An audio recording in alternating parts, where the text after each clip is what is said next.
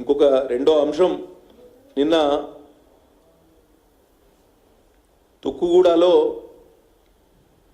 Congress party సభ చూస్తూ ఉంటే వెనకటికి ఒక సామెత ఉండే, వెనకటికి ఇవాళ కూడా మనం ఆ సామెతలు వాడుతూనే ఉంటాం, ఆరిపోయే దీపానికి వెలుతురు ఎక్కువ అని. కాంగ్రెస్ ప్రభుత్వం ఇక్కడ రాష్ట్రంలో ఏర్పాటైన తర్వాత ఒక పెద్ద మీటింగ్ పెట్టి రాహుల్ గాంధీ గారిని పిలిచి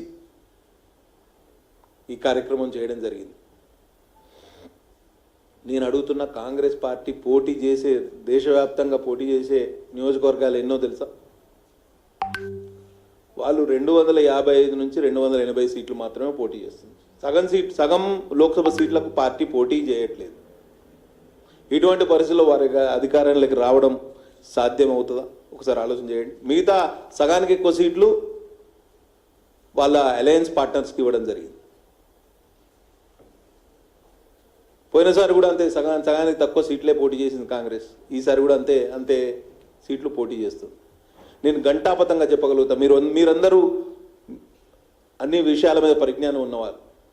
కాంగ్రెస్ పార్టీ ఏ రాష్ట్రంలోనైనా, ఉన్న 28 రాష్ట్రాల్లో ఒక్క రాష్ట్రంలోనైనా డబుల్ డిజిట్ సంఖ్యను అధిగమించే పరిస్థితి ఉన్నదా? కేరళలో లేదు, కర్ణాటకలో లేదు, తమిళనాడులో అలయన్స్ పార్ట్నర్సు, తెలంగాణలో అవకాశం లేదు, ఉత్తర భారతదేశంలో, పశ్చిమ భారతదేశంలో, ఈశాన్య భారతదేశంలో, తూర్పు భారతదేశంలో ఎక్కడ కూడా అవకాశం లేదు. ఒక్క రాష్ట్రంలో కూడా డబుల్ డిజిట్ సంఖ్యలో వాళ్ళకు సీట్లు వచ్చే అవకాశమే లేనప్పుడు వాళ్ళ అధికారానికి ఎట్లా వస్తారనుకుంటారు? ఒకసారి ఆలోచన చేయండి. కేవలం కల్లబొల్లి మాటలు చెప్పి జనాలను గుమ్రా చేయాలనే ప్రయత్నం తప్పించి ఇంకో ఆలోచన లేనే లేదు. కాబట్టి మేము న్యాయపత్రం అనేది ఒకటి రిలీజ్ చేశారు మొన్న ఢిల్లీలో. దానికి ఇంగ్లీష్ వర్షన్, ఇక్కడికి వచ్చేవరకు తెలుగు వర్షన్. న్యాయపత్రం అని మేనిఫెస్టో రిలీజ్ చేశారు. బాగానే ఉంది. అంటే కొత్తగా మీరు ప్రజలకు న్యాయం చేయదలుచుకున్నారు. సరే, మీరు న్యాయం చేయండి. 75 సంవత్సరాల స్వతంత్ర భారతదేశంలో 60 సంవత్సరాల పాటు మీరే అధికారం చెలాయించారు కదా, మరి అది 60 సంవత్సరాల్లో మీరు న్యాయం చేయలేకపోయినామని మీరు ఒప్పుకున్నట్టే కదా. 60 సంవత్సరాల పాటు మేము న్యాయం చేయలేకపోయినాం భారతదేశ ప్రజలకు, కాబట్టి కొత్తగా న్యాయం చేద్దామని న్యాయపత్రం రిలీజ్ చేయడానికి మీరు ఇక్కడికి వచ్చింది. దారుణమైన విషయం ఏంటంటే 6 గ్యారంటీలు అమలు చేస్తామని చెప్పింది గతంలో ఇదే తుక్కుగూడ వేదిక మీద. ఇప్పుడు 5 గ్యారంటీలు అయినాయి. మీరు 6 గ్యారంటీల విషయంలో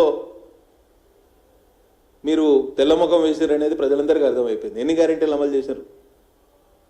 నాకు తెలిసి కేవలం మహిళలకు ఉచిత బస్సు ప్రయాణం మీదనే వారు శ్రద్ధ పెట్టిన తప్పించి మిగతా 5 గ్యారంటీల్లో వారు ఒక్కరు కూడా అమలు చేయలేకపోయారు. అది కూడా 2 నెలలు ఆర్టీసీకి బకాయిలు పడితే అక్కడ ఎండి గారు, అక్కడ ఉన్న యూనియన్ లీడర్లు అందరూ పెద్ద ఎత్తున గగ్గోలు పెడితే సబ్సిడీ మొన్న రిలీజ్ చేస్తే వాళ్ళకి జీతాలు ఇచ్చే పరిస్థితి. మిగతా 5 గ్యారంటీల విషయంలో మీరు చేతులు తీసినట్టే. ఇక ఇవాటి 5 మరి